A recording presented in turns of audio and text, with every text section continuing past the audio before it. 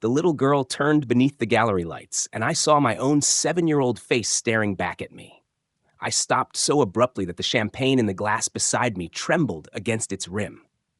Around us, the charity reception kept moving. Heels clicking across polished marble, soft jazz drifting from hidden speakers, camera shutters snapping beneath the warm gold wash of the chandeliers. But all I could hear was the faint scrape of the girl's red sneaker against the floor. She stood near a table covered in white linen, holding a paper cup of apple juice with both hands. 7, maybe. Light brown hair tucked behind one ear, pale skin, blue-gray eyes. My eyes. Not similar. Not close. Mine. She tilted her head at something a volunteer said, and the small crease beside her mouth appeared exactly where mine did when I was trying not to laugh. My fingers tightened around the edge of a cocktail table, the cool glass tabletop pressed into my palm. I had spent 20 years learning how not to react in public. Investors watched me. Reporters watched me. Competitors watched me. Ethan Caldwell never froze. Ethan Caldwell never stared. But I couldn't look away from that child. Then a woman stepped between us, Claire Bennett. For 1 second, the room seemed to lose its sound. She was older than when I had last seen her, of course. 7 years had sharpened the lines around her eyes and softened something else in her face. Her dark blonde hair was pinned loosely at the back of her neck, and she wore a simple navy dress beneath a worn camel coat she hadn't bothered to check. I noticed absurd details because the larger truth felt impossible to touch. A loose thread near her cuff. A silver clasp on her purse. The way her hand immediately settled on the girl's shoulder. Claire saw me. Her fingers stopped moving. The child looked up at her. Mom? The word landed harder than any accusation could have. Claire's face changed only by a fraction, but I knew her too well, or once had. Her jaw locked, her thumb pressed against the girl's shoulder through the thin fabric of her cardigan. Sophie, she said quietly. We're leaving. Sophie. The name meant nothing to me. The face meant everything. I moved before I decided to. Claire. She turned away. I crossed the marble floor, passing donors who stepped aside when they recognized me. Someone said my name. Someone else raised a phone. I ignored them. The air smelled faintly of roses from the centerpieces and burnt espresso from the catering station. Claire reached the coat check corridor, where the music dulled behind thick velvet curtains. Claire. This time she stopped. Sophie looked from her mother to me with open curiosity. Up close, it was worse. The shape of her eyebrows, the slight notch in her left ear. Even the way she rubbed her thumb over the side of the paper cup was something I had done since childhood. Claire shifted so her body stood half a step in front of her daughter. You shouldn't be here, she whispered. I glanced past her at the ballroom entrance. I'm one of the sponsors. That's not what I meant. Sophie tugged lightly at Claire's sleeve. Mom, do you know him? Claire opened her mouth, but no answer came. I looked at the girl again. 7 years. Claire had disappeared 7 years ago. No goodbye, I understood. No explanation I could accept. One day she was part of every plan I had, and the next she was gone. I had spent years teaching myself not to ask why. Now the answer might have been standing 3 feet away in red sneakers. How old is she? I asked. Claire's eyes snapped to mine. The fluorescent light in the corridor was colder than the ballroom glow, flattening every color except the sudden flush along her cheekbones. Ethan? How old? Sophie answered before she could stop her. I'm 7. Claire closed her eyes for half a second. My breath caught against the collar of my shirt. I looked at Sophie, then at Claire, then back at the little girl whose face carried a childhood photograph I had seen 1,000 times in my mother's house. Sophie gave me a cautious smile. The same crooked smile I had worn at 7. And Claire, without saying a word, reached for her daughter's hand and held it as if she already knew the question I was about to ask. Claire tightened her grip on Sophie's hand and walked toward the service elevator before I could finish the question.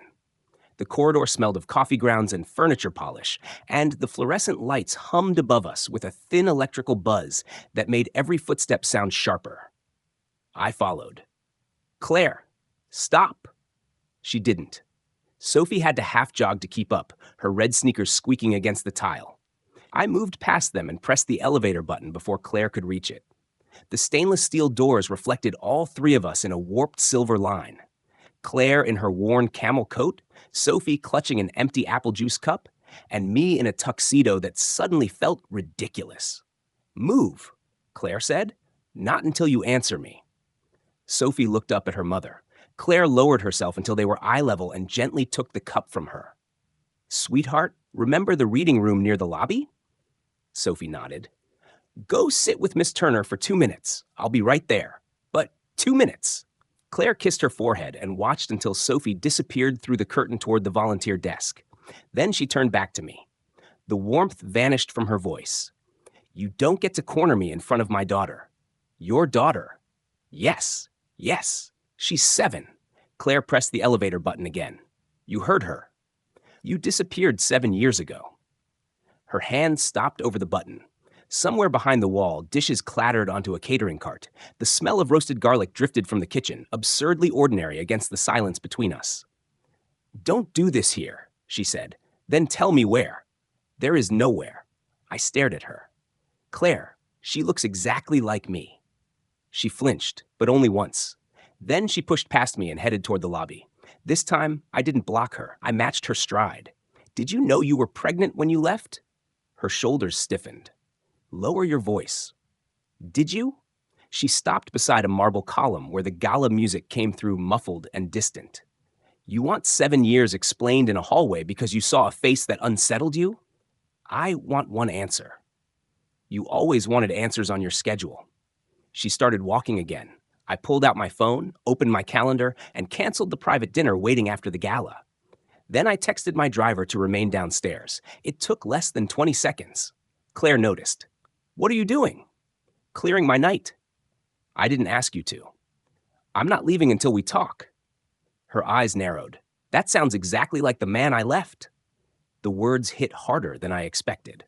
But before I could answer, Sophie came running back from the reading room holding a folded sheet of construction paper. "Mom, Miss Turner said we can go now." She stopped when she saw me. Then she lifted the paper toward Claire. I finished it. Claire took it too quickly, but not before I saw the drawing. 3 stick figures stood beneath a crooked yellow sun. One was Sophie, one was Claire. The third was only an outline in gray crayon, taller than the others, with a blank face. Underneath, in careful child handwriting, Sophie had written, "My family, even the part I don't know yet." Claire folded the paper once. Then again. "Coat on," she told Sophie. "We're leaving." I moved with them through the lobby, past glass doors fogged by the temperature difference outside. Cold air rushed in each time someone entered, carrying the smell of wet pavement and car exhaust. At the curb, a yellow cab rolled forward. Claire raised her hand. I stepped beside her. "I won't follow you home." She looked at me sharply. "But I want to see you tomorrow." "No." "Then choose the place. Public. Daylight. Bring Sophie if you want." Her mouth tightened. "You don't get to make demands." "I'm not making one." I looked down at Sophie, who was studying my face with that same impossible crease between her eyebrows. Then I looked back at Claire. "I'm asking you for 1 hour after 7 years." The cab stopped. Claire opened the rear door and helped Sophie inside. For a moment, I thought she would leave without answering. Then she kept one hand on the door and said, 10 o'clock, Riverside Cafe on West 72nd. I nodded. She leaned closer, her voice barely above the hiss of traffic. "And Ethan? Don't come expecting me to tell you what you want to hear." The door shut between us, and as the cab pulled away, I made the first decision in 7 years that had nothing to do with my company. Tomorrow morning, nothing would matter more than finding out why Claire had raised a little girl with my face without me. At 9:57 the next morning, I saw Claire through the Riverside Cafe window, counting crumpled dollar bills beside a half-eaten blueberry muffin. The glass was fogged at the corners from the heat inside, and every time the door opened, a blade of February cold cut through the smell of roasted coffee and toasted bread. Sophie sat across from her in a purple school sweater, swinging one red sneaker beneath the table while drawing circles in spilled sugar with her fingertip. Claire noticed me before I reached them. She folded the bills once, slid them into a worn leather wallet, and tucked it beneath her purse. "You're early," she said. 3 minutes. Sophie looked up. "Mom says early is better than late." "Your mom always said that." Claire's eyes lifted to mine, warning me not to turn memories into familiarity. I pulled out the empty chair instead. Sophie stared at my hand, then at my face. You really do look like me. Claire's coffee cup clicked against its saucer. I sat down slowly. Or maybe you look like me. Sophie grinned. That's what I said. Claire closed her eyes for a second, then reached for Sophie's backpack. Finish your milk. We need to leave in 10 minutes. School? I asked. Saturday reading program, Claire said. Then I have a shift. Where? Her expression hardened. That isn't relevant. It is if I'm trying to understand your life. You're trying to understand whether Sophie fits into yours. The espresso machine hissed behind the counter. A spoon dropped somewhere near the kitchen with a metallic clatter. Sophie stopped drawing in the sugar. I lowered my voice. Then help me understand hers. Claire studied me, then stood. Fine, walk with us. Outside, the air was sharp enough to sting my ears. Bus brakes squealed along Broadway, and the sidewalk smelled of damp concrete and the roasted nuts from a street cart half a block away. Claire buttoned Sophie's coat to her chin and handed her a knitted hat with one loose pom-pom. We walked 3 blocks to a small neighborhood library wedged between a pharmacy and a laundromat. Sophie skipped ahead, hopping over cracks in the sidewalk. She likes space books, Claire said. And dinosaurs. She hates peas. She needs the hallway light on at night, but she'll deny it if you ask. I looked at her. You're telling me this now? You asked to understand her. She pushed open the library door. Warm air and the dry paper smell of old books wrapped around us. Children's voices echoed softly from the back room. Sophie pulled off her hat and ran toward a table stacked with paperbacks. A volunteer waved to Claire by name. Claire crouched beside Sophie, straightened her collar, checked something in the front pocket of her backpack, then kissed the top of her head. Every movement was practiced, efficient. 7 years compressed into gestures I had never seen. I'll pick you up at noon, Claire said. Promise? Promise? Sophie glanced at me. Is he coming too? Claire hesitated. No, sweetheart. Sophie nodded as if that answer belonged to a category she already understood. Adults who appeared, then left. Something in my chest tightened. Claire and I stepped back onto the sidewalk. Where are you working? I asked again. She exhaled through her nose. A dental office until 2. Then I do bookkeeping for a restaurant 3 nights a week. 2 jobs, 2 steady ones. And Sophie? After-school program. Mrs. Donnelly upstairs when I work nights. You could have called me. Claire stopped walking. A delivery truck rumbled past, shaking the metal scaffolding above us. Cold wind lifted a strand of her hair across her mouth. She pushed it back with 2 fingers. For what? Help? Money? Anything. She gave a short laugh without humor. That's the first thing you reach for, because it's the one thing you've always known how to give. I took a step closer. You think I would have let you do all this alone? I didn't need permission. Claire? No. She pointed back toward the library. Look at what you just saw. She has books. She has Saturday programs. She has someone who knows exactly which nightlight she needs and which cereal she'll actually eat. She has never gone hungry. She has never wondered whether she was loved. Her voice stayed level, but her fingers were clenched around the strap of her purse. We didn't have much, Ethan, but we had enough. And you never wanted anything from me? Not $1. The answer came too fast to be rehearsed. I looked through the library window. Sophie was sitting cross-legged on the carpet, holding up a book about planets. The volunteer laughed at something she said. Why? I asked. Claire followed my gaze. Because I was never going to let her become an obligation on your balance sheet. You really think that's all she would have been to me? She turned toward me fully now. I don't know what she would have been to you. The traffic light changed, throwing a green reflection across the wet pavement. Claire stepped off the curb, then looked back. But if you want another hour with us, you don't get it because you're Ethan Caldwell. I said nothing. You get it because Sophie wants to know who you are.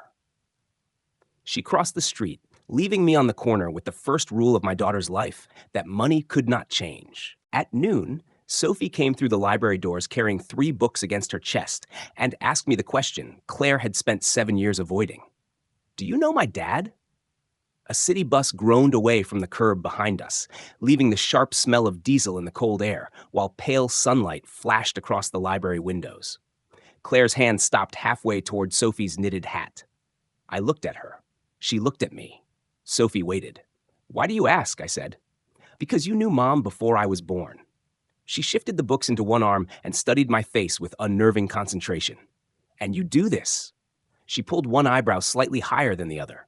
I almost laughed. Claire didn't. Sophie, she said, Mr. Caldwell doesn't need to. Ethan. Claire's eyes cut toward me. She can call me Ethan. Sophie tested the name quietly. Ethan. Then she smiled that crooked smile again. Okay. We walked toward Riverside Park because Claire had agreed to give me 1 hour. No driver. No private room. No security hovering beside us. Just 3 people moving beneath bare trees while bicycle tires whispered over damp pavement and the Hudson carried a cold, mineral smell from the west. Sophie ran ahead whenever she saw something interesting, then doubled back as though making sure we hadn't disappeared. At a playground, she dropped her backpack onto a wooden bench and climbed toward the monkey bars. Halfway across, one mitten slipped from her hand. I caught it before it hit a puddle. Nice catch, she called. Occupational skill. What occupation catches mittens? Apparently mine. Her laugh carried across the playground. Claire sat at the far end of the bench, hands tucked beneath her arms. The wood between us felt colder than the air. Don't make this easy for her, she said quietly. What? Liking you. I turned the mitten over in my hand.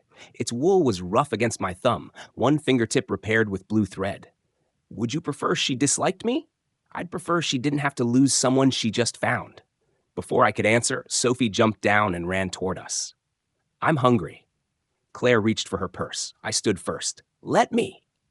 Ethan. Lunch, not a trust fund. Sophie giggled. Claire gave me a look that would have ended a board meeting. But 10 minutes later, we were sitting at a small deli table with grilled cheese, tomato soup, and 3 paper cups sweating against the laminate.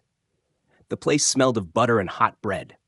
A refrigerator compressor buzzed behind the counter, and steam clouded the window beside us. Sophie tore the crust from her sandwich and arranged it into a square. I stared. What? She asked. I did that. Did what? Exactly that, when I was your age. She looked down at the bread, then slowly back at me. Claire set her spoon down. Sophie leaned forward. Mom says people can look alike by coincidence. They can. Can they eat sandwiches alike by coincidence? Claire inhaled softly. Soft. But Sophie was already digging through her backpack. Wait. She pulled out the folded construction paper from the gala. The creases had softened overnight. She opened it on the table. The yellow sun, Claire, Sophie, and the tall gray figure with no face. We had to draw our family, she said. I didn't know what my dad looked like, so I left his face empty. Her fingertip rested on the gray figure. But sometimes I imagine him. I couldn't move. What do you imagine? She shrugged. That maybe he doesn't know where I am. Claire's spoon slipped against the ceramic bowl with a sharp click. Sophie looked at her mother, then back at me. Because if he knew, maybe he'd come. The deli seemed suddenly too small. I could hear the paper wrapper crackling beneath my hand. Claire stood. Sophie, wash your hands before we go. But, please. Sophie slid from the booth and disappeared toward the restroom. The second the door closed, Claire turned on me. Don't. I haven't said anything. Your face is saying enough. I stood too. Then tell me I'm wrong. Not here. 7 years, Claire. I know exactly how many years. She just told me she thinks her father doesn't know she exists. Claire's lips parted, but nothing came out. I reached across the table and turned Sophie's drawing toward her. Is that what you told her? Claire stared at the faceless figure. Her fingers slowly closed around the paper. No, she whispered. That's what she decided because I could never give her a better answer. The restroom door opened behind us. Claire folded the drawing quickly, but I placed my hand over it before she could put it away. Then we stopped letting her invent answers. Claire looked at my hand, then into my eyes. What are you saying? I heard Sophie's red sneakers approaching across the tile. I removed my hand from the paper and made the decision before fear, lawyers, reputation, or 7 missing years could make it for me. I'm saying I need to know whether I'm her father, Claire. And this time, I'm not walking away without the truth. Claire didn't answer until Sophie was asleep that night. At 8:43, my phone lit up with an address on West 84th Street and 4 words, "Come alone. We need to talk." 40 minutes later, I stood outside a narrow brick apartment building while radiator heat breathed through a cracked lobby window and traffic hissed over wet pavement behind me. No driver waited at the curb. I had sent him home. Claire opened the third floor door before I knocked twice. She wore jeans and a gray sweater, her hair loose around her shoulders. "She's asleep," she whispered. Inside, the apartment smelled faintly of laundry detergent and tomato sauce. A small lamp cast amber light over a secondhand couch, children's books stacked beneath the coffee table, and a pair of red sneakers placed neatly beside the radiator. Sophie existed everywhere in that room. A purple backpack hung from a kitchen chair. Crayon drawings covered the refrigerator. A plastic model of Saturn sat crookedly on the windowsill. 7 years of my daughter's life fit inside 800 square feet, and I had been present for none of it. Claire closed the door. "Sit." I remained standing. "Is she mine?" Claire folded her arms. "You asked for the truth. That's why I'm here." The refrigerator motor clicked on. Somewhere upstairs, pipes knocked inside the wall.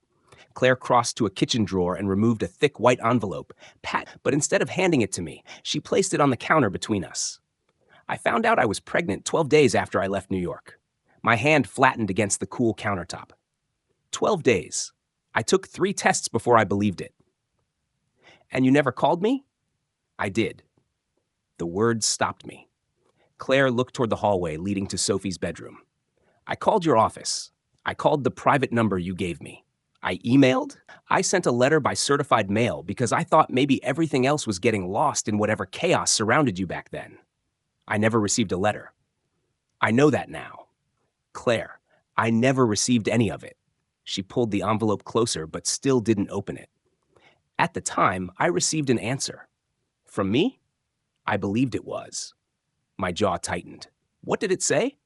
She turned away, filled a glass from the faucet, then set it down untouched. The water trembled against the rim. "That you were entering the most important phase of your career. That there was no place for a scandal. That if the child was yours, your attorneys would handle financial responsibility privately." I stared at her back.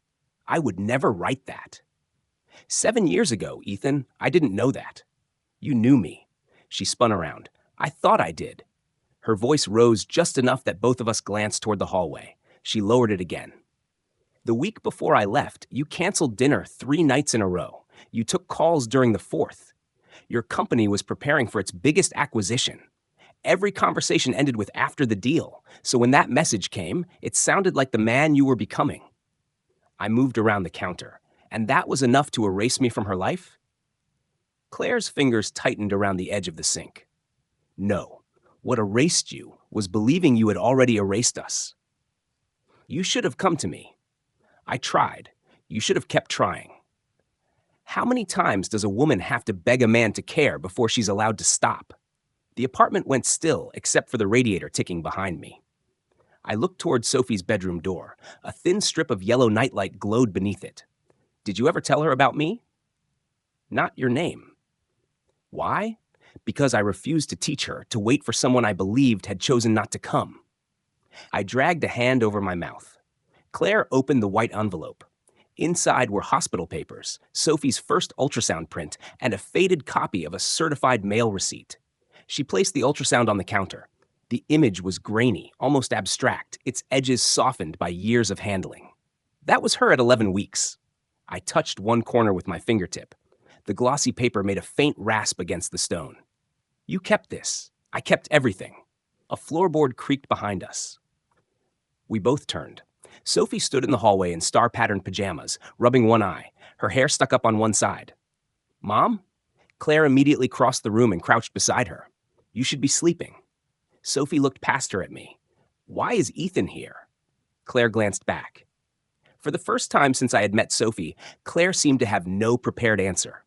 I stepped forward, then stopped several feet away. "Your mom and I were talking about something important." Sophie's gaze dropped to the counter. She saw the ultrasound. "Is that me?" Claire nodded. Sophie padded across the floor, bare feet whispering over the rug, and studied the image. Then she looked from Claire to me. Her eyes narrowed in that familiar way. "Is this about my dad?" Silence filled the kitchen. Claire slowly stood. I expected another delay, another protected answer. Instead, She placed one hand on Sophie's shoulder and looked directly at me. "Yes," she said. Then she looked down at our daughter. "Sweetheart, there's something I should have told you a long time ago. Ethan may be your father."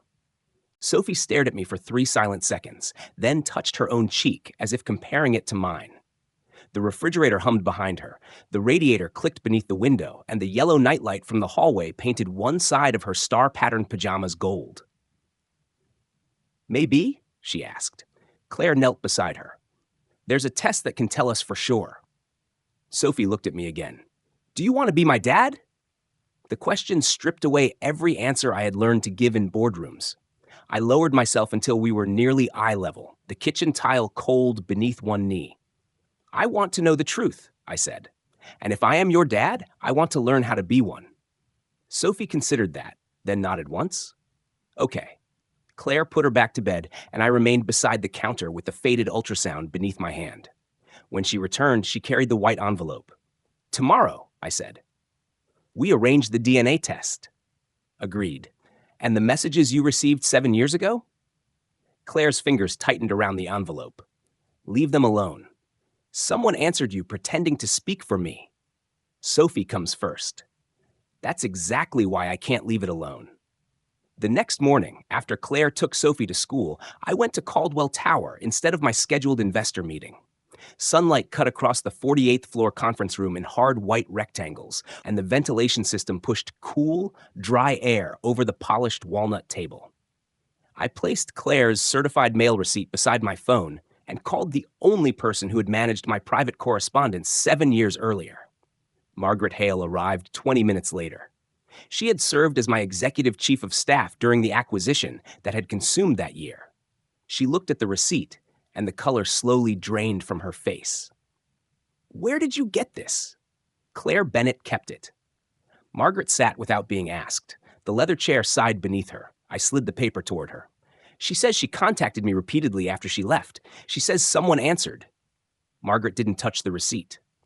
"Ethan, did you know she was pregnant?" Her eyes closed. That was enough. I stood. The chair legs scraped sharply across the hardwood. "Did you know?" "Not at first, but eventually," she nodded. "Your father found out."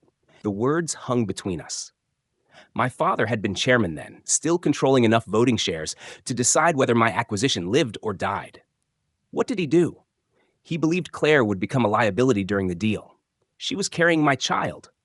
He didn't know that with certainty. Neither did I, because nobody told me. Margaret finally looked at me. "He instructed your office to redirect anything from her. Calls, mail, email." My hand closed around the back of the chair. The smooth leather creaked under my fingers. "And the response she received?" Margaret swallowed. "His attorneys drafted it." I walked to the window, because remaining beside that table felt impossible. 48 floors below, yellow cabs moved along Madison Avenue like pieces on a board. 7 years earlier, I had sat in this building believing Claire had chosen to disappear, while my own office made certain she could not reach me. "Why didn't you tell me?" "Your father said you had to choose between building the company and chasing someone who had already left. He made the choice for me." Margaret said nothing. I turned. "Find every archived email, call log, scanned letter, and internal instruction connected to Claire Bennett. Today. Some records may be privileged. Then legal can review them. Ethan, if this becomes public, I didn't ask about public." I picked up the certified mail receipt. I asked what happened to the mother of my child. By 3 that afternoon, I was standing outside Sophie's school. Children poured through the doors beneath bright winter sunlight, their voices bouncing off the brick walls while buses idled at the curb, filling the air with diesel and warm exhaust. Claire appeared beside the gate. She saw my face and stopped. "You did it anyway." "Yes. I told you to leave it alone. And I found out you were telling the truth." Her expression shifted. I crossed the sidewalk and handed her the receipt. "My father intercepted your messages. My office redirected your calls. Attorneys answered you without my knowledge." Claire stared at the paper but didn't take it. "So now what?" "Now I stop letting other people decide what happens between me and Sophie." The school doors opened again. Sophie came running toward us, purple backpack bouncing against her shoulders. I looked at Claire. "The DNA appointment is tomorrow at 4. She stiffened. You already scheduled it? Yes. You don't control this. No. I stepped back and placed the appointment card in her hand. You do. Bring Sophie or tear it up. But if you come, whatever that test says, I will face it beside both of you.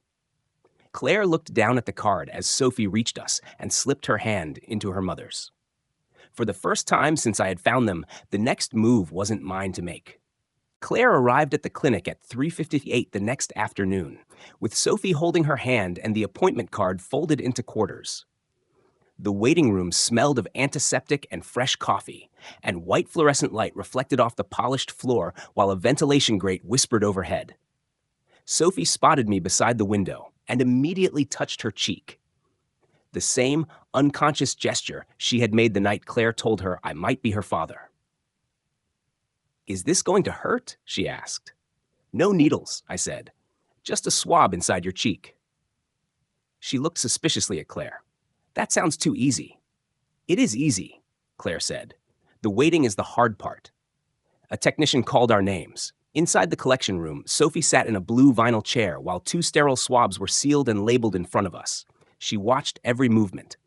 When the technician rubbed the first swab inside my cheek, Sophie laughed. "You look ridiculous. Your turn." She opened her mouth dramatically wide. "Like this?" I laughed before I could stop myself. Claire looked from Sophie to me, and for one strange second, neither of us spoke.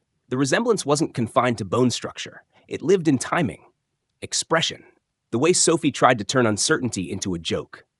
The technician sealed the samples with a soft plastic snap. Standard processing is 3 business days. 3 days became the longest stretch of my life. I didn't call Claire every hour. I wanted to. Instead, I did what she had demanded from the beginning. I waited without forcing my way into their routine. On the 3rd afternoon, the clinic called us back. Rain tapped steadily against the consultation room window, and the air carried the dry scent of paper and disinfectant. Sophie sat between Claire and me, her red sneakers barely touching the floor. The genetic counselor placed a sealed report on the desk. The probability of paternity is greater than 99.99%. No one moved. I heard the wall clock tick once, twice. Sophie looked at Claire, then at me. "So that means?" The counselor smiled gently. "It means Ethan is your biological father." Sophie stared at my face. I had imagined this moment every night since the gala.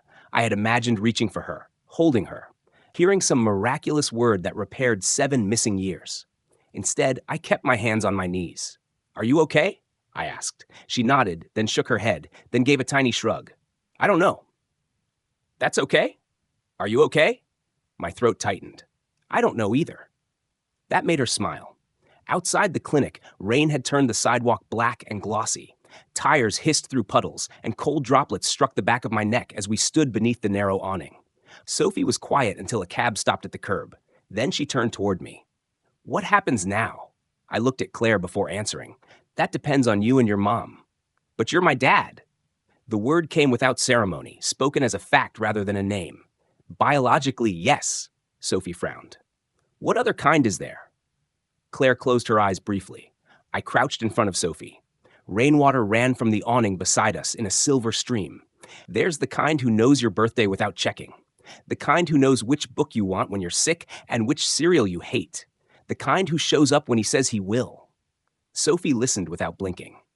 "I haven't done any of those things." "Because you didn't know. That explains why I wasn't there. It doesn't magically give me those 7 years back." Sophie glanced at Claire.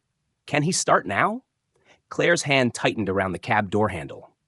"Slowly." I stood. "As slowly as you need." Claire faced me. "No lawyers deciding custody tomorrow. No staff arranging her life. No gifts that make her feel she owes you affection.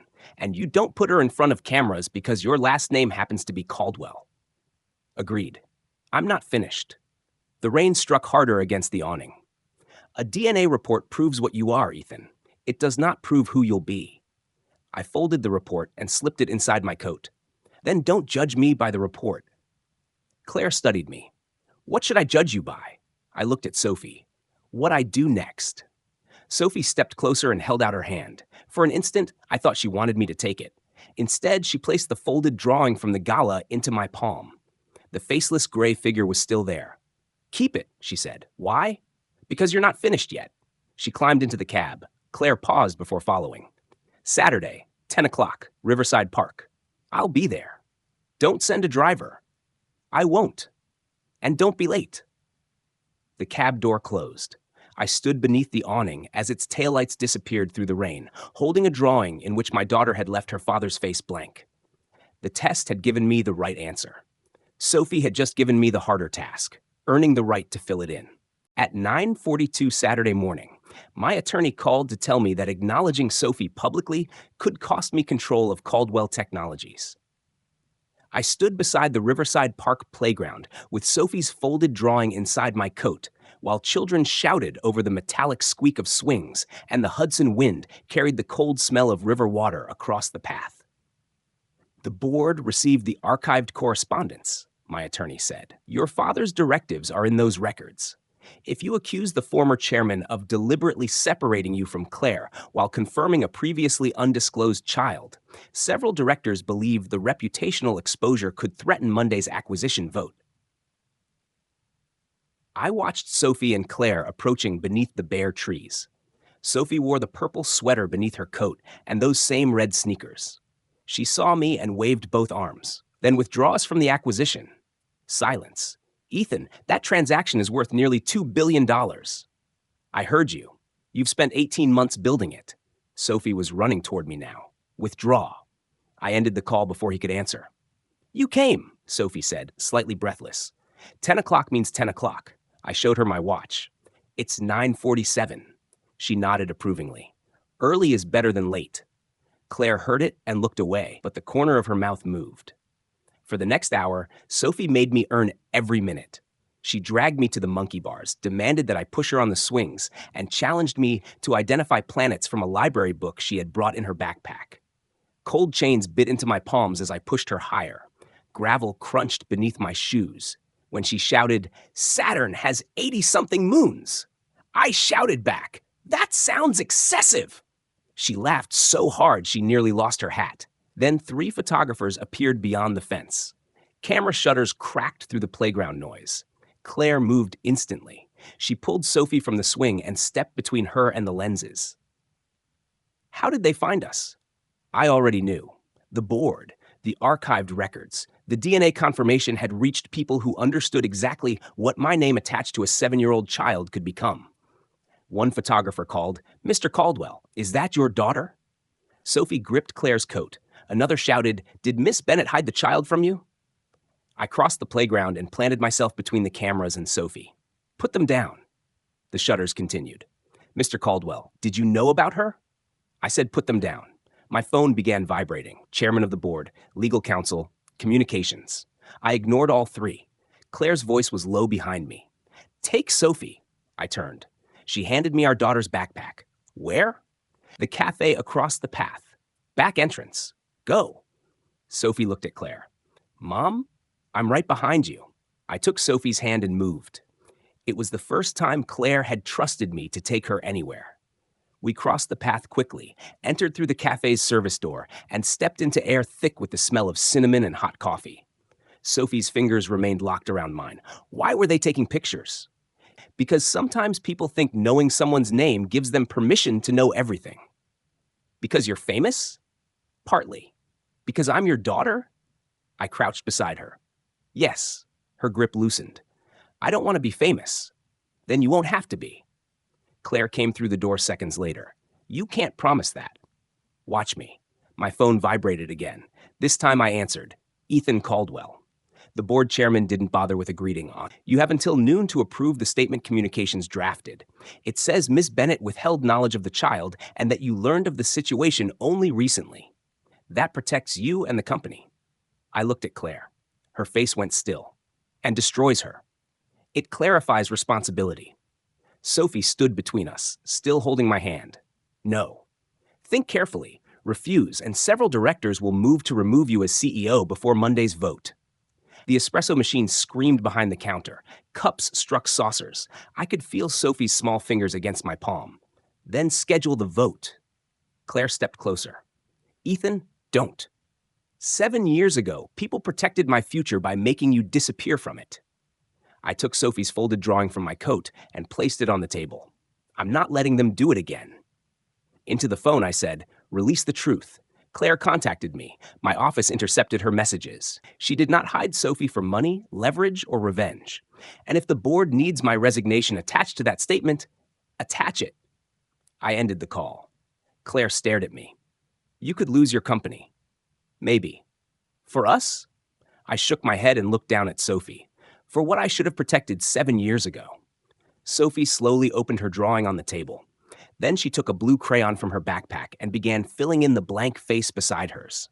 Claire watched her. I watched her. And when Sophie finished, she turned the paper around.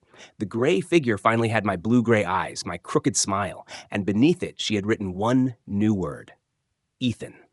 3 months later, Sophie was waiting outside her school when she spotted me across the sidewalk and ran before Claire could remind her to zip her coat. Her red sneakers slapped against the pavement, buses rumbled behind me, and the late afternoon air smelled of exhaust and warm pretzels from a cart on the corner. "You're 4 minutes early," she announced. "I'm improving." "You're always early." "Then why are you checking?" She narrowed those blue-gray eyes that still startled me sometimes. "Quality control." I laughed and took her purple backpack when she handed it over. That had become Tuesday. Tuesdays meant school pickup, grilled cheese at the deli, then homework at Claire's apartment while the radiator clicked beneath the window. Saturdays meant Riverside Park. Thursday nights meant Sophie called me from Claire's phone and demanded help with whatever planet, dinosaur, or impossible second-grade math problem had captured her attention. I had kept my promise about everything else. No limousine at the school curb. No photographers. No extravagant gifts. No attempt to buy 7 missing birthdays in a single afternoon. The board had removed me as CEO 2 days after I refused their statement, though I remained Caldwell Technologies' largest individual shareholder. The acquisition collapsed the following week. For years, numbers like that would have kept me awake until sunrise. That Tuesday, I silenced my phone while Sophie explained why Saturn would be a terrible place to live.